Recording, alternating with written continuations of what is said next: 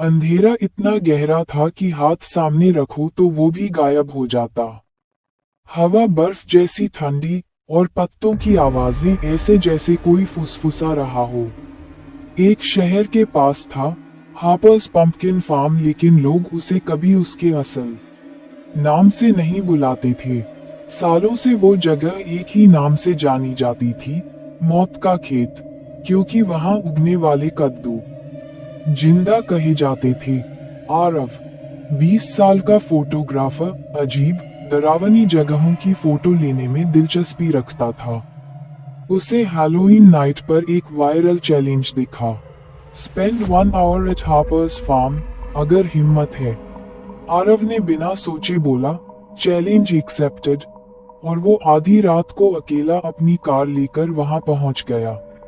Gate पर लगा board टूटा हुआ था, danger, do not enter. Gate के पास हवा अपने आप तेज हो गई, जैसे किसी ने चेतावनी दी हो। अंदर पूरा मैदान कद्दुओं से भरा था, कुछ छोटे, कुछ इंसान के सिर जितने, और कुछ इतने बड़े कि जैसे किसी इंसान को पूरा निगल जाए। आरव ने कैमरा ऑन किया। Day 1, midnight, I am entering Harper's farm. जैसे ही उसने पहला कदम रखा, कद्दुओं के बीच से अचानक एक बच्चे की हंसी सुनाई दी। ही। आरव रुक गया, लेकिन दूर कोई नहीं था।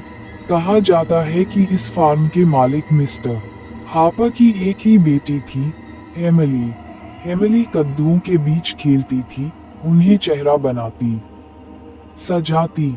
एक हैलोवीन पर गांव के बदमाश बच्चों ने उसके सारे कद्दू तोड़ दिए। एमिली ने उन्हें रोकने की कोशिश की, और एक लड़के ने उसे धक्का दे दिया।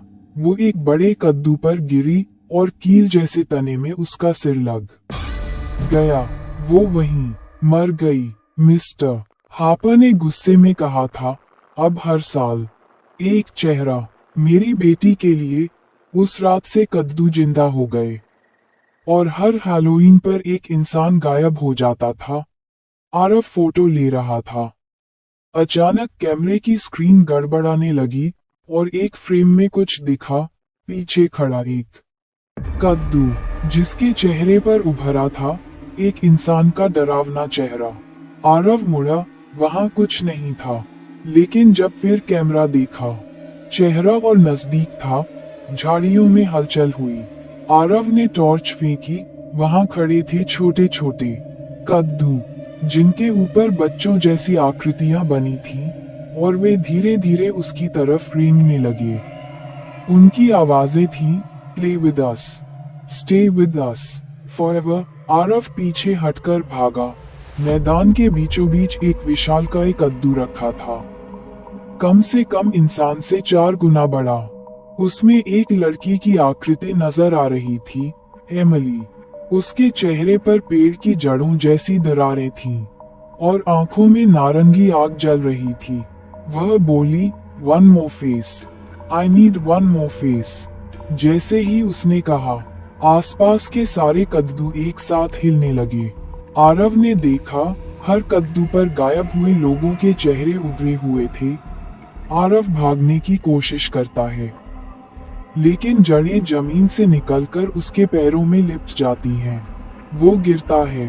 कैमरा दूर फेंका जाता है। एमिली का विशाल पंपकिन उसके सामने आकर रुक जाता है।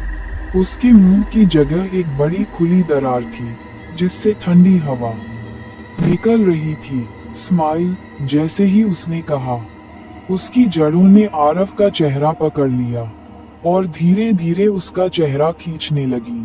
उसके गाल खींचे, चेहरा तिरछा, आंखें लाल होने लगी। आरव दर्द से चीख पड़ा, बचाओ, कोई है।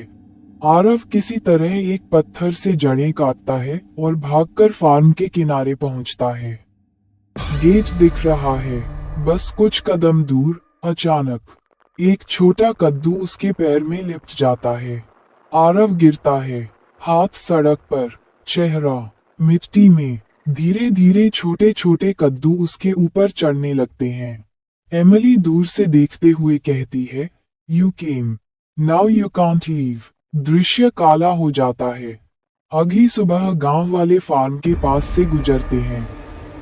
गेट पर एक नया कद्दू रखा होता है, ताजा, बड़ा, एकदम सुंदर, और उस पर उभरा होता है आरव का चेहरा, जो हल्की सी मुस्कान दे रहा होता है।